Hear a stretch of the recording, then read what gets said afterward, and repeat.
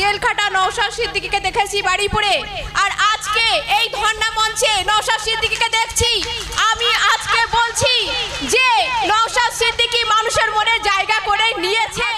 যেদিন নওশাদ ভাইজানকে মেরে ওখানে ফেলে দেওয়া হলো, সেইটা দেখে আপনার কি চোখে জল আসেনি? আমারও এসেছে আজকে। তাই এখন নওশাদ সিদ্দিকীকে দেখে মনে হচ্ছে যে সেই যে উপরে যিনি মহান সৃষ্টিকর্তা আছেন, তিনি ভাইজানের কানে বলে দিয়েছেন যে মানুষ বড় অসহায়, তুমি মানুষ হয়ে পাশে দাঁড়াও। সেই নওশাদ সিদ্দিকীর পাশে আমরা সবাই আছি তো? আসসালামু আলাইকুম। প্রথমে আমি ক্ষমা চেয়ে নিচ্ছি যে কালো কোট পরে চলে এসেছি, কিছু করার নেই, কর্মস্থল থেকে ডিরেক্ট এসেছি। আজকে আমি এসেছি এই ধর্ণা মঞ্চে, প্রথমবার কোনো মঞ্চে, আমি কোনো মঞ্চে যাই না। আমার নাম তুহিন শাবনাম। আমি 42 দিন জেল খাটা নওশাদ সিদ্দিকীকে দেখেছি বারুইপুরে, আর আজকে এই ধর্ণা মঞ্চে নওশাদ সিদ্দিকীকে দেখছি। আমি আজকে বলছি যে নওশাদ সিদ্দিকী মানুষের মনে জায়গা করে নিয়েছেন। সেই জায়গা কোনো বক্তব্যকে কাটছাট করে আর কিন্তু সরিয়ে দেওয়া যাবে না। সেই জায়গাটাকে কেউ আর সরাতে পারবে না। আজকে আমি মানুষের মধ্যে আবেগ দেখছি। আচ্ছা, আপনারা বুকে হাত রেখে একটা কথা বলুন তো, এর আগে যেদিন নওশাদ ভাইজানকে মেরে ওখানে ফেলে দেওয়া হলো, সেইটা দেখে আপনার কি চোখে জল আসেনি? আমারও এসেছে আজকে। তাই এই ওয়াকফ বিরোধী আন্দোলন এবং এই ধর্ণা মঞ্চ, যেখানে আমার এসসি, এসটি, ওবিসি, হিন্দু, মুসলিম, খ্রিস্টান সবাই একত্র হয়েছে, সেই ধর্ণা মঞ্চে আমি নওশাদ সিদ্দিকী মানুষ, নওশাদ সিদ্দিকীর জন্য, ভাঙড়ের বিধায়ক নওশাদ সিদ্দিকীর জন্য আমি এসেছি। আমি তুহিন শাবনাম এখানে তার পক্ষে পূর্ণ সমর্থন রেখে গেলাম। পরবর্তীতে তার প্রত্যেকটা যতগুলো আন্দোলন হবে আমি থাকবো। আমার এখন নওশাদ সিদ্দিকীকে দেখে মনে হচ্ছে যে সেই যে উপরে যিনি মহান সৃষ্টিকর্তা আছেন, তিনি ভাইজানের কানে বলে দিয়েছেন যে মানুষ বড় অসহায়, তুমি মানুষ হয়ে পাশে দাঁড়াও। সেই নওশাদ সিদ্দিকীর পাশে আমরা সবাই আছি তো? আইডি বিষয়ে আমি তেমন কিছু বলবো না আজকে। নওশাদ সিদ্দিকী ভাইজান পরতে পরতে সাজিয়ে সমস্ত কিছু বলে দিয়েছেন। আইনজীবী হিসাবে আমি মুগ্ধ। তো যাই হোক, আজকে আমরা জানি এশায়াত থেকে শুরু করে আমাদের এই যে বাঙালি খেদানো আন্দোলন, এই আন্দোলনের বিরুদ্ধেও আমি একটা বার্তা এখানে দিয়ে যাব। सभी का खून शामिल है इस मिट्टी पे, किसी का बाप का थोड़ी है हिंदुस्तान। আমার এই বক্তব্য আমি এখানেই শেষ করব। সবাই সঙ্গে থাকুন। আমি আরো একবার বলছি, পশ্চিমবঙ্গের আইনজীবী মহল থেকে শুরু করে পশ্চিমবঙ্গের সাধারণ মানুষ প্রত্যেকে নওশাদ সিদ্দিকীর সঙ্গে আছেন, আমি আছি। আজকে মানুষের আবেগকে কিন্তু নওশাদ সিদ্দিকী জয় করেছেন। অজস্র শুভেচ্ছা। আসসালামু আলাইকুম। ধন্যবাদ। এবার আমরা আলোচনা শুনবো শ্রমমন্ত্রীর কাছে কি আলোচনা হয়েছে। আমাদের যে 10টা দাবি ছিল, এই নিয়ে গিয়েছিলেন হাকিকুল ভাইয়ের নেতৃত্বে একটা টিম। তো হাকিকুল ভাইয়ের কাছ থেকে আমরা শুনবো। উনি সোশ্যাল ডেমোক্রেটিক পার্টি অফ ইন্ডিয়ার রাজ্য সভাপতি, ওনার মুখ থেকে আমরা শুনবো। সম্মানিত নেতৃত্ব, যারা দূর দূরান্ত থেকে এসেছেন, সকলকেই হৃদয়ের অন্তঃস্থল থেকে ভালোবাসা। আমরা শ্রমমন্ত্রী মলাই ঘটক সাহেবের কাছে আমাদের দাবি জানাতে গেছিলাম। আমাদের 10টা দাবি ছিল। 10টা দাবি এখানে বলবো না, মাত্র একটা দাবির কথা আপনাদের সামনে বলবো। সেটা হচ্ছে, উনি ওনার কথা অনেক কথা বলেছে, তার মধ্যে আমাদের যে দাবি ছিল যে বাংলার বাইরে যে সমস্ত রাজ্যে বাঙালি শ্রমিকরা গিয়ে অত্যাচারের শিকার হয়ে যখন বাড়ি ফিরছে, তাদের চেহারায় যে ভয় প্রকাশ পাচ্ছে, তারা যে আতঙ্কের মধ্যে তাদের দিন কাটছে, সেই আতঙ্ককে দূর করার জন্য রাজ্য সরকার কি করেছে এটা বলুন। উনি বললেন যে এই আতঙ্ককে দূর করার জন্য রাজ্য সরকার ৫,০০০ টাকার একটা স্কিম বের করেছেন। এই ৫,০০০ টাকা দিয়ে তাদের চেহারার আতঙ্ককে রাজ্য সরকার দূর করতে চায়। আপনারা বলুন, আমি কি জবাব দিয়েছি সেটা বলবো। এই 5,000 টাকায় লেবারদের চেহারায় যে আতঙ্ক দেখা দিচ্ছে সেটা কি দূর হবে? খুব স্বাভাবিক, হতেই পারে না। একটা কেরালায় রাজমিস্ত্রি যে কাজ করে সে 30 থেকে 40,000 টাকা ইনকাম করে। যারা গুজরাটে সোনার কাজ করে সেও 30 থেকে 40,000 টাকা ইনকাম করে, তার গোটা পরিবারকে চালায়। আপনি 5,000 টাকা দিয়ে এই গোটা পরিবারের কি করে রুজির ব্যবস্থা করবেন তার জবাব আছে না। এই 5,000 টাকা দিয়ে আগামী বিধানসভা ভোটের জন্য লাঠিয়াল বাহিনী তৈরি করতে চাইছেন সেটা বলুন। পরিষ্কার বার্তা, এই 5,000 টাকা দিয়ে বাঙালির যে দুর্দশা, বাঙালির চেহারায় যে আতঙ্ক তৈরি হয়েছে সেই আতঙ্ক দূর করার জন্য এই স্কিমকে নিয়ে আসা হয়নি। এই স্কিমকে নিয়ে আসা হয়েছে শুধুমাত্র গণতন্ত্র প্রেমী, সংবিধান প্রেমী মানুষদের কণ্ঠ রোধ করার জন্য, লাঠিয়াল বাহিনী তৈরি করার জন্য। ওনাকে প্রশ্ন করেছিলাম যে বাঙালিরা বাইরে কাজ করে 2 কোটি, প্রায় 2 কোটি কম বেশি। এখনো পর্যন্ত আপনারা যে স্কিম ঘোষণা করেছেন সেই স্কিমে কত মানুষ অ্যাপিল করেছে, কত মানুষকে আপনি 5,000 করে টাকা দিয়েছেন তার জবাব দেন।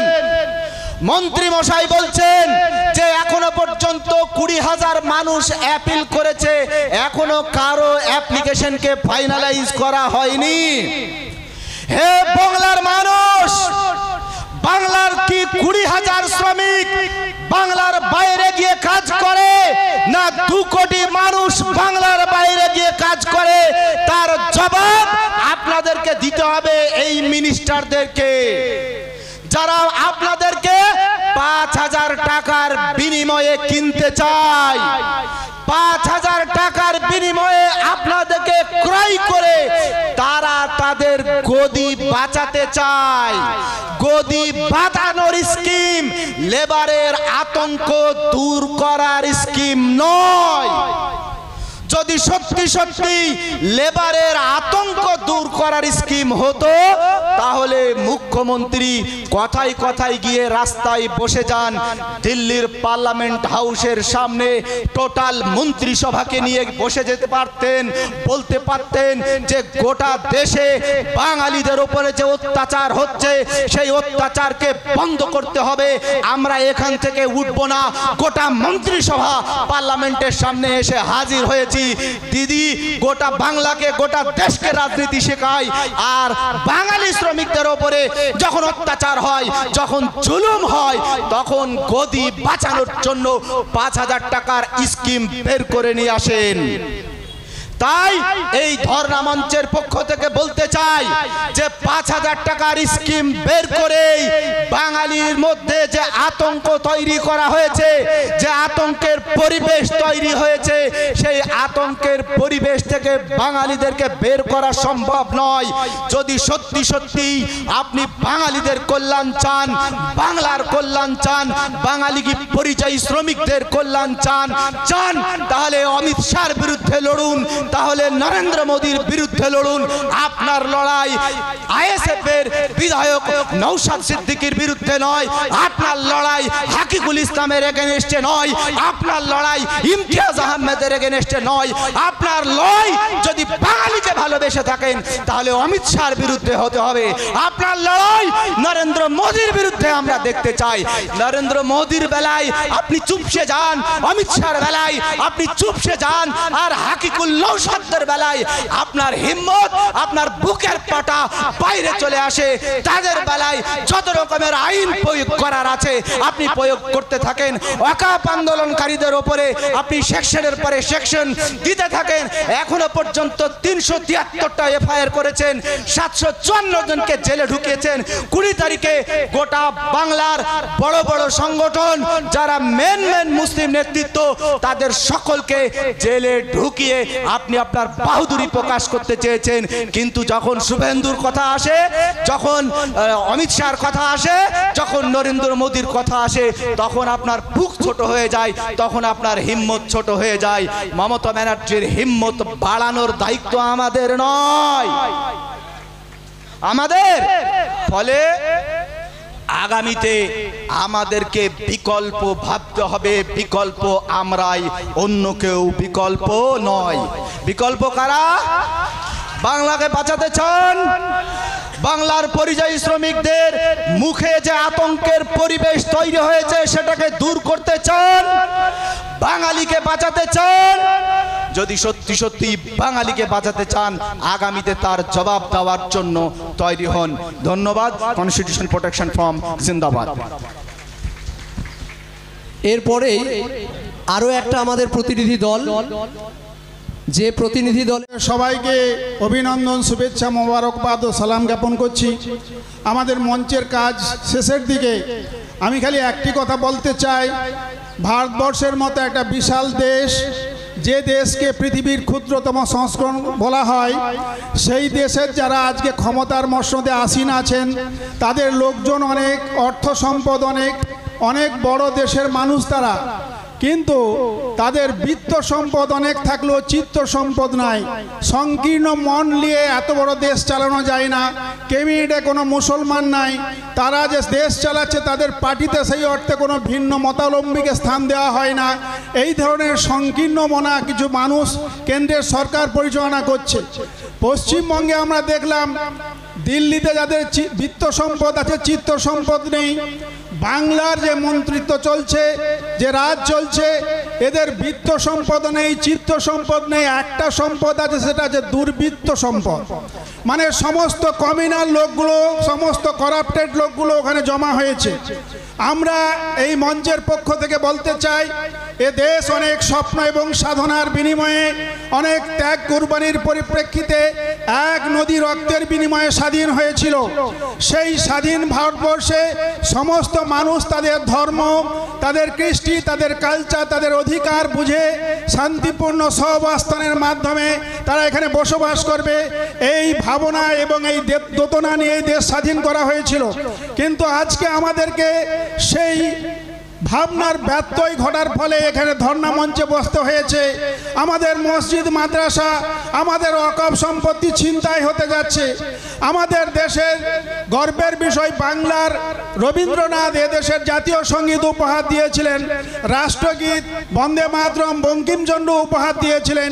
যে বাংলা থেকে রাষ্ট্রগীত এবং জাতীয় সঙ্গীত উপহার দেওয়া হলো, সেই বাংলা ভাষায় কথা বলার অপরাধে এখন মানুষকে বাংলাদেশি তকমা দিয়ে জেলে ভরা হচ্ছে। এর থেকে দুঃখ আর বেদনার কিছু হতে পারে না।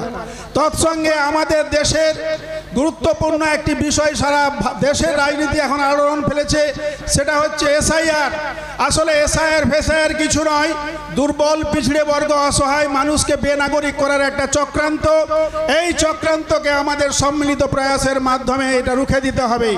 আরেকটি বিষয়, যেটা ওবিসি নিয়ে আমাদের একটু আগেই লিডাররা বলছিলেন, ওবিসি নিয়ে আমরা আজকে গিয়েছিলাম এবং সেখানে একটা কথা বলেছি যে কল্যাণী বিশ্ববিদ্যালয়ে যে পিএইচডির অ্যাডমিশন হলো, সেখানে 10টি সিট ছিল ওবিসিদের জন্য, কিন্তু একটি মুসলমানও সেখানে চান্স পায়নি। এ ওবিসি আমাদের থেকে লাভ কি, আর না থাকলেই বা ক্ষতি কি? সেই কারণে আমি আধিকারিককে বলেছিলাম যে আপনি এটা খোঁজ নেন এবং এখানে করাপশন হয়েছে তার বিরুদ্ধে ব্যবস্থা নেন। উনি আমাদের ডকুমেন্ট চেয়েছে, আমরা সেগুলো প্রোভাইড করব, কথা দিয়ে এসেছি। সার্বিকভাবে আমি একটা কথা বলতে চাই, এই ধরনের একটি বা দুটি মঞ্চের মধ্য দিয়ে আমাদের দাবি দাবা আদায় হবে না। লোকেরা বলছেন আরে গুটি কতক মানুষ ওখানে সমবেত হয়েছে, এ জগদ্দল পাথরকে হটানো যাবে কি করে? আমি একটা কথা শুধু বলতে চাই, যুগ জামানা পাল্টে দিতে চাই না অনেকজন, এক মানুষই আনতে পারে জাতির জাগরণ। এক মানুষই বাঁচাই, এক মানুষই বিপদে পড়লে বাঁচাই কাফেলায়, ছোট্ট ডিঙি জাহাজ উদ্ধার করে অকুল দরিয়ায়। তা আমাদের লোক সংখ্যা কম হতে পারে, একজন নেতা, একজন মানুষ জাতির উন্নয়ন ঘটিয়ে বিপ্লব আনতে পারে। অত্যন্ত দুঃখের বিষয়, আমাদের এই প্রচেষ্টাকে ছোট করে দেখানোর জন্য মিডিয়ার বন্ধুরা, তাদের একাংশ বিরোধী রাজনৈতিক শক্তি এটার ভাবনা, এটার মূল্যকে তারা ক্ষুদ্র করে দেখাতে চাচ্ছে। কিন্তু একজন নয়, এখানে অনেক বাংলা লিডার আছে, এরা চাইলে শুধু বাংলা নয়, ভারতবর্ষের রাজনৈতিক ইতিহাসকে পরিবর্তন করে দিতে পারে। আপনারা সাথে থাকবেন তো? আপনাদের অকুণ্ঠ সমর্থন থাকলে এই যাত্রা অবিরাম গতিতে, দুর্বার গতিতে আগাবে। গ্রামে গ্রামে, পাড়ায় পাড়ায়, মহল্লায় মহল্লায়, বাংলার প্রতিটি এলাকায় এই আন্দোলনকে সঞ্চারিত করতে হবে। এই দৃঢ় প্রত্যয় এবং অঙ্গীকার নিয়ে আজ আপনারা